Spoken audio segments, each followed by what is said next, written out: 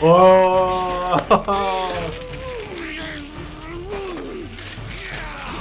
Thorfinn looks different, but Einar looks about the same.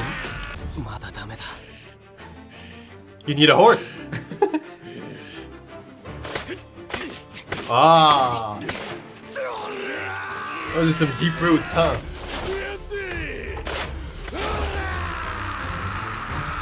You've got to address a problem at the root. Jeez. 馬だ。やっぱりうまいねと話になるね。ダメなもんはダメなんだよ。いや、でもパテールさんのお許しはもらってるんです。パテール？はあ、あの奴隷上がりめ。とにかくダメだ。馬はみんな他の仕事に使うんだ。お前らに貸す余裕はねえ。おや、ご挨拶が1個しか聞こえねえぞ。でかい方は相変わらず礼儀がなんてねえな。Big lad, that's right. はい、一頭使うぞ。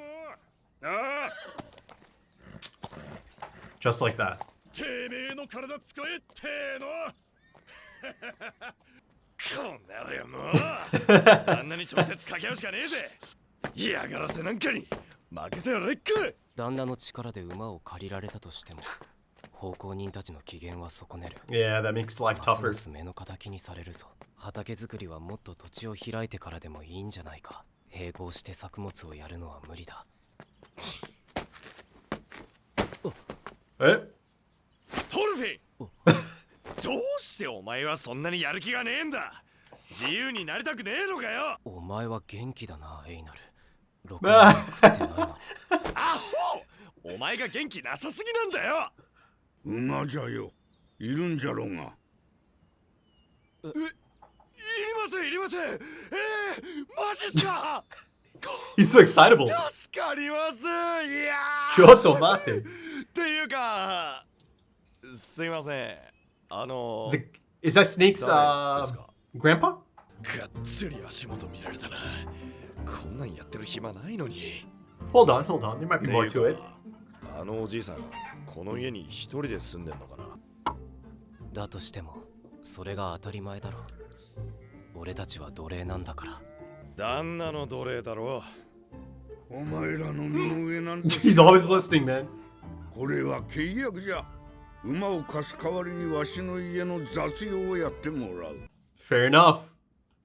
Now get your horse, man. よーし、次行ってみよう。よいしょ。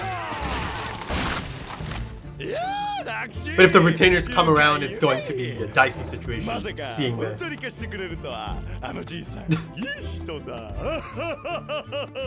How can you not love this guy?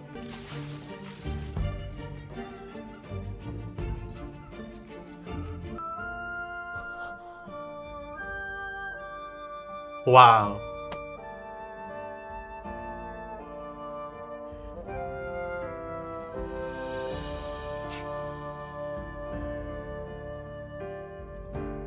The ear. Oh, that's beautiful. 秋に何の種をまくんだ。え？そんな麦に決まってるだろ。麦は秋にまくの。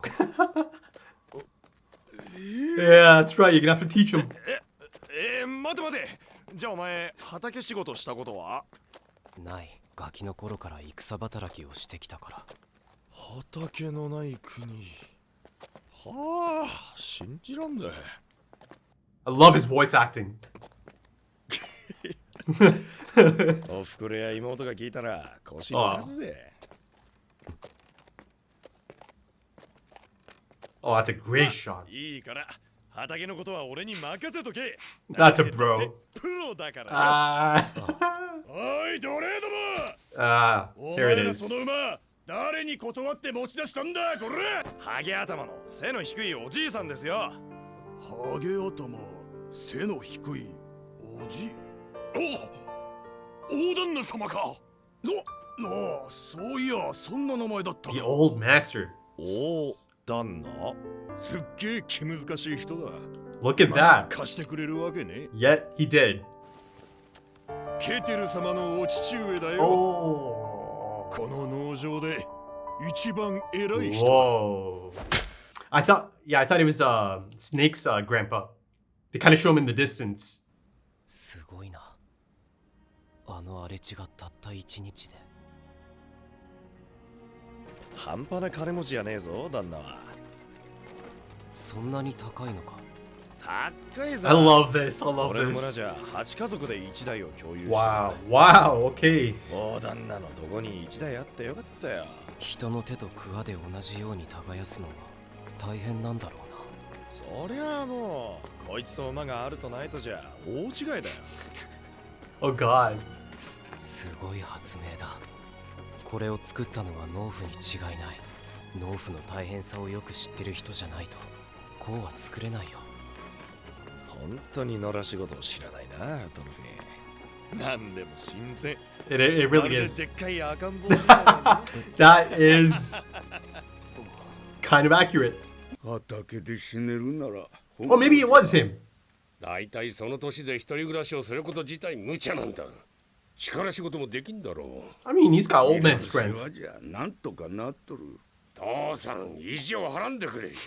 ケティルよ、お前とわしは考え方が違 Then う。 his own son. 濡れたな。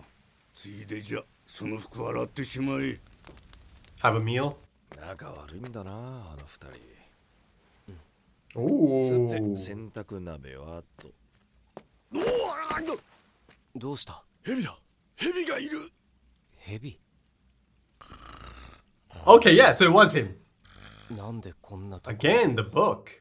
ん You just なん noticed だお them. 前ら俺に呼ばいか大の男が働きもせずによくも堂々と飯が食えるもんじゃな。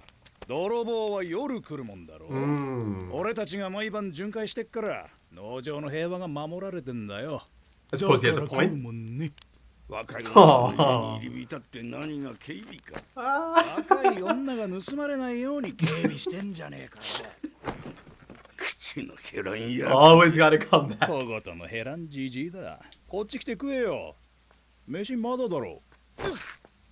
食え食え。遠慮するような飯じゃねえ。お前が言うな。座れ。働いた者はその分食うてもよい。 Oh. 泥棒が来るって本当ですか？ I mean, it's not fancy, but 来る this is さ more しょっ than. ちゅうだぜ。借り入れ前の麦だの豚だのが狙われんだ。泥棒に盗まれる分とお前らの食いぶちどっこいどっこいじゃろうが。この老いぼれはカチンとくるね。 I love their dynamic. わしらもノルドの男じゃ。剣や槍の心得はある。ああ、その年でチャンバラやるってかい。うぬぼれるなヘビよ。お前以上の使い手なんぞいくらでもおるわ。俺の手下は13人。コソ泥相手で手一杯だ。 Is he? そうだな。5、60人も兵隊がいりゃ、こんな農場一コロだ。 Mean looking motherfuckers. な、トルフィン。 Yeah. Let's dig further. はあ、いえ、 Yeah, he's flustered. なぜここには泥棒より手強いものが来ないんですか？すみません。ハラルド王の意向じゃ。 Oh. ケティルのやつは年に2回バカにならん額の効能品を王に送っておる。 Tributes. それらを受け取る以上、王にはケティルを守る義務があるのだ。平和を金で買うようなマネーを Peace 一 with 回の農民に守りきれぬほどの土地を持つ必要がどこにある。大きすぎる富は災いを呼ぶ。虫かよ。富を増やしては失うことを恐れ、恐れを和らげるために金を使い、また稼ぐ。 Oh, he's been there. He's done it all, その huh? 虚しさにあのバカ息子は気づかん。ひん。 Time to get ready. さーて、今日も警備に行ってくっかな。もう来るなよ。来なきゃ来ないで寂しがるくせに。とっとと失せろ。 Cheeky. I love this episode. 変な二人だったな。実の親子より馬が合ってるみたいだ。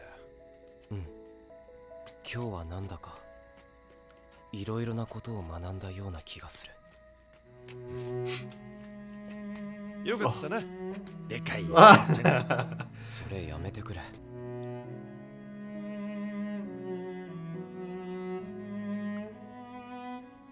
大きすぎる富か。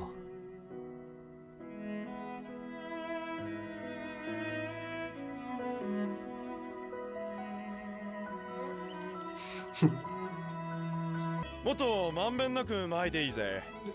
Hey, I これ saw だけしか that. ないんだろ。大丈夫だって。 Oh. ガバッといけ、ガバッと。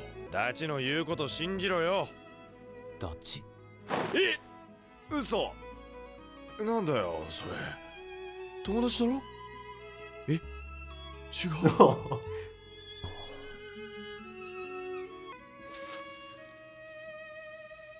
いや。友達だ。Oh. Okay, so episode 6. Yeah, listen, man, that was so satisfying. Really. I mean, it was so emotionally satisfying and fulfilling, right? And they managed that over the span of 23, 24 minutes. Listen, I could have sat here and watched another 20 minutes of this episode. I was just so into it, man. It's so engaging. It really is.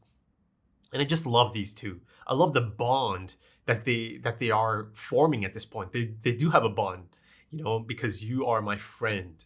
It's one of the most beautiful moments of the entire series, one of the most important moments of the entire series and the story, especially for Thorfinn, of course, who is kind of going through this shift, internal shift as well. It's an incredible moment. The moment you realize that Thorfinn is genuinely showing interest in life, showing interest in the different aspects of life, of this life specifically as well at the moment, you know, farming, being on a farm, the intricacies of farming, right? Creating, cultivating rather than killing and destroying. To me, this feels like such a dramatic shift internally for Thorfinn, right? You see that he has come out of his shell at this point, right? He is beginning to open up. And this is all thanks to Einar. I mean, listen, how can you not love this man? He has been through hell and back, right? Yet he remains to be this beacon of positivity and humanity.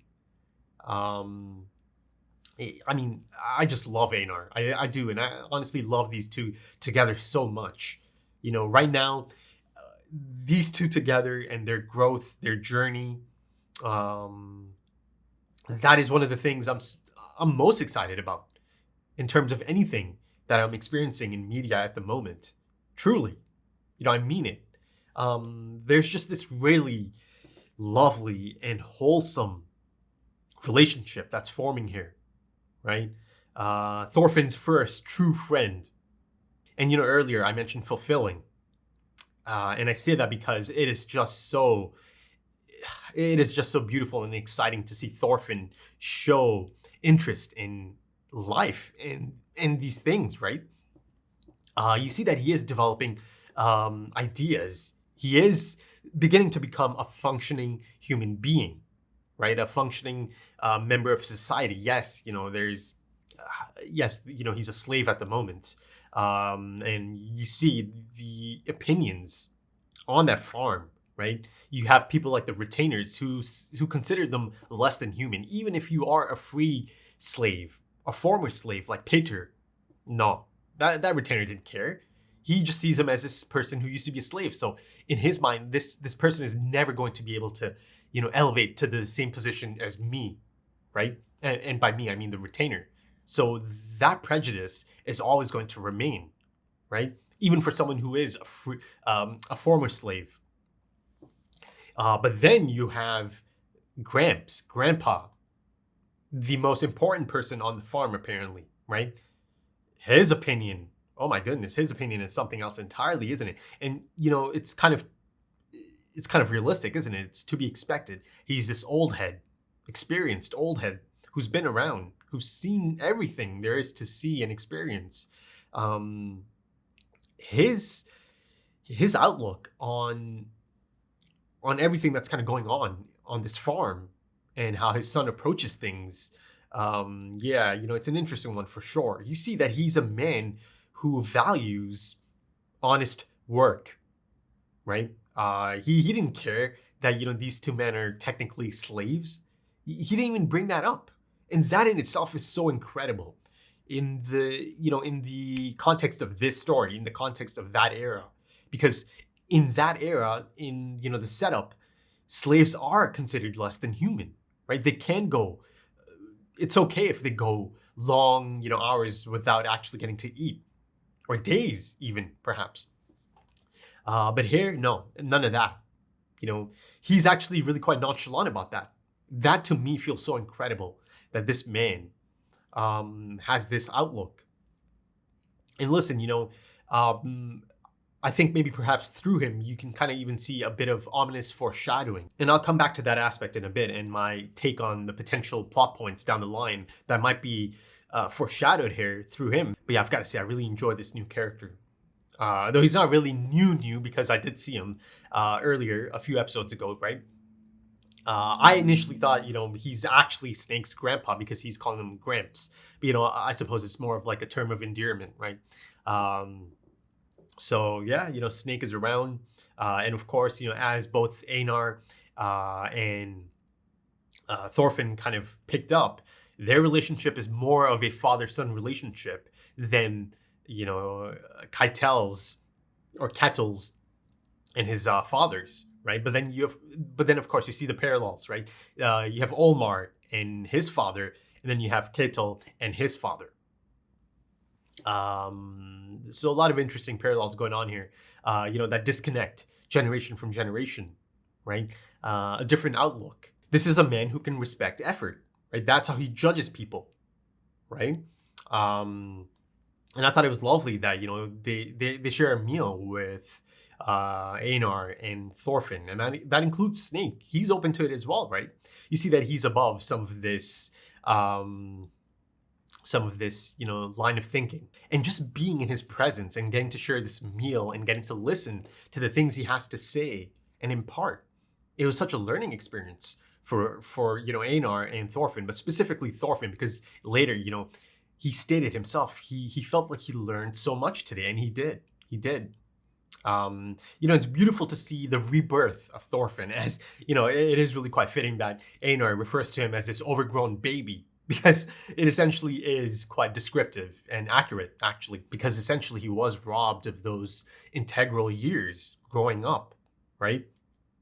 But fear not, he's got people like Einar around. The professional farmer, he'll teach him the ropes. And there's much else he can teach him. And also it's a collaboration, right? Thorfinn is just as important to Einar's growth. They need each other. That was so clear. The setup in episode 1 was so beautiful. You could just tell that these two are going to have this really beautiful bond and connection over the years they spent together, right? And of course, you can kind of infer that from the opening and the ending as well. In fact, I see one of the beautiful moments from the ending in this episode, right?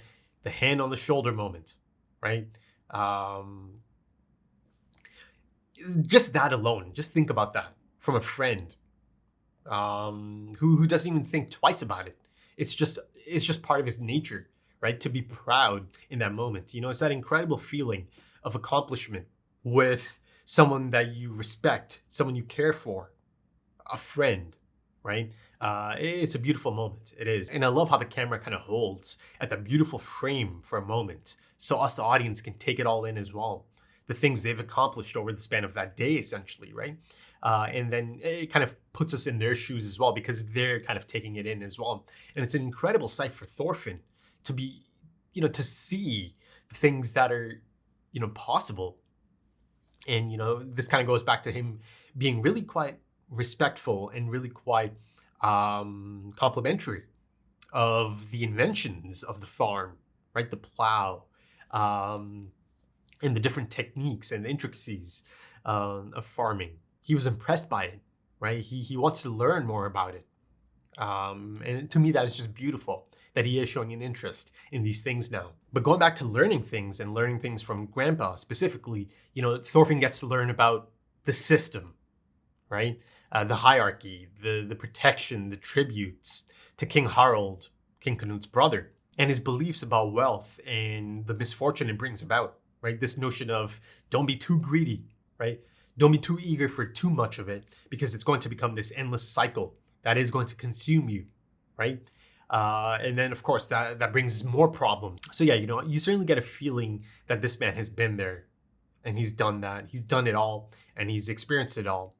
And I love that Thorfinn was able to take something from that conversation, right? And he also mentioned that it's foolishness to buy peace with money, right? At the moment, these tributes, these massive tributes, twice a year go out to King Harald. But ultimately, he does think that this is not a airtight solution, that sooner or later, there are going to be cracks. And then the story kind of flirts with the idea of potential raids, right, on this farm, this large farm, too large to essentially protect, especially by Snake and his men. Snake actually believes they actually aren't, adequately equipped to actually protect the farm if actual raiders, not thieves, actual raiders, 50 to 60 men showed up.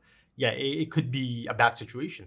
And that's the reason I was kind of, mentioning potential foreshadowing, the potential for an actual raid on this farm in the future, perhaps. And, something like that could be interesting. Of course, I don't want that to happen, but, seeing how Thorfinn is slowly trying to, kind of heal from his past, from his trauma. But having something like that happen all of a sudden to, pull him back in, how exactly could that potentially affect Thorfinn? And, at one point of this episode, I did mention that everything feels to be just happy. It's going good. Things are good, right? And at that moment, of course, the retainers kind of step in and they ask Einar and Thorfinn about the horse, right? Hell, I thought maybe this is the moment Einar might actually catch a beatdown, right? Because he's being accused of being a thief almost. And I love Einar's disdain for the retainers and bullies as well, right? He really does take this defiant tone. He's always standing tall, right? And of course, he's kind of been nicknamed the big lad, rude as ever. But to me, it feels like sooner or later he might kind of catch a beatdown, But yeah, beyond just that specific moment, yeah, things are, yeah, it's tough. Life is tough. And, they really catch a break through Grandpa, right? Who's essentially really helping his son's slaves kind of expedite their endeavors and their goals of becoming free men by kind of, giving them horses and plows and all of that, right? I mean, of course, they have to make the effort, right? He needs them to help around the house. That's the arrangement. That's the deal. But still, right? But returning to my point about things feeling kind of, sound, happy, you just know in anime, in a story like this, in a world like this, sooner or later, yeah, things are going to go downhill or south, right? And that's the thing I keep kind of alluding to or mentioning, the potential foreshadowing here in terms of the future and things that could potentially play out on this farm. And, I mentioned the deals, the tributes, the structure of it all, and, King Harald being the king at the moment, benefiting from this and requiring this essentially in exchange for protection. Even though, Snake is right, how far are they essentially? They really are the only protection this farm really has if there was an immediate attack, right? Because it's going to take some time for their forces to show up. But King Harald is not going to be king forever, is he? There is someone out there, a relative, that is gunning for that position, that is going to need that position, someone that wants that position, right? Canute. So, sooner or later, that potential shift is going to happen, right? King Canute the Great. So how is that going to affect all of this, right? And listen, I'm not sure in terms of the time aspect of this, how long before Canute takes over that role of king of England. But, it'll be interesting to see how things change if it is within the next few years, right? In the same time span, Einar and Thorfinn are here and, all these people are here. But let me shift the focus to this mini episode, 6.5. You see that, of course, it's not going to be that simple, is it?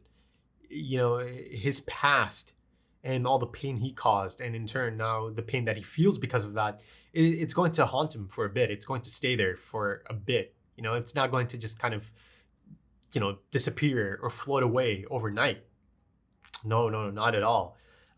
This is something he's going to have to deal with and unpack slowly, right?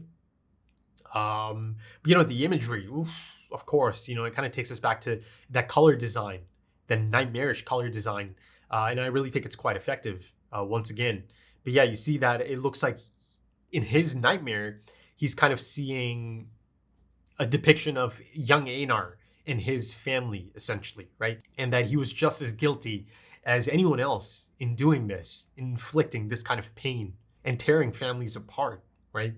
And you see earlier, there's a moment as he does kind of react to, Einar mentioning his late mother, but also the reemergence of these memories and complicated feelings could signify that perhaps he is ready to heal on a deeper level, right? Perhaps because an inner part of him is beginning to feel safe and stable enough to perhaps address these or to address this emotional fallout, right? He's certainly in the beginning stages of having a semblance of stability in his life again. I mean, as of this point, his most important battle is being fought from within, right? And he's going to have to sit with these emotions and let them have their say, right? And be honest with himself, ask himself who he used to be, who he is now, and who he is going to be, right? Those are the things he needs to really unpack and address. And I'm here for that, man. I am. I'm just so excited for this journey that Thorfinn is on now. This journey of self-discovery, right? Finding himself, finding his true self, letting his true self come through, shine through. And of course, Einar as well, man. Both of them together. It's exciting. It's just so exciting to think about the potential, right? And, another thing I really noticed here in this episode is that Yukimura's personal theory on human nature is certainly on display throughout this episode as well, right? Be it through Grandpa and his stance, be it through, Thorfinn, Einar. Yeah, I think it was a really great touch to put that in there, to give us that extra mini episode, You don't see that, do you? I mean, unless it happens for other anime, for me, this is the first time I've kind of come across something like this. So you certainly get a feeling that they are really passionate about this project. And then, of course, lastly on that front, the production side of things, yes, fantastic. Continues to be really impressive. This episode was really quite noticeable in its color design as well. Again, the photography continues, the backgrounds, the art direction, all of that. The voice acting, I love Einar's voice acting. I really do. Thorfinn's as well. I mean, there's a lot of really beautiful moments, but, one that really stands out to me in terms of its significance, the shot of Thorfinn's hand, right? Again, beautifully detailed. But I felt that it was such a special moment, showing us that these hands that have caused a lot of death, that have brought a lot of pain, are now ready to do something else. That they are good enough still to be used for something else, and they can be used for something else. And to see Thorfinn spread those seeds, it's a beautiful moment. It really is quite a significant moment, I think, of the story and for Thorfinn as well. Right then, folks, I think that's about it for this one. Beautiful episode. Once again, thoroughly enjoyed it. And I'm really quite excited for the next one, of course. But yeah, if you enjoyed that, consider dropping a like, consider dropping some comments, give me your thoughts. If you are interested in full opacity and perhaps timer-based full length, consider checking out the Patreon page and perhaps support the channel. If you're interested, the links are in the description and the pinned comment, also links to social media, if that's your thing. Right then, thank you so much for joining me, folks, and thank you for your time, because time is precious. It really is. And I do hope to see you again soon for the next one. Until then, take it easy.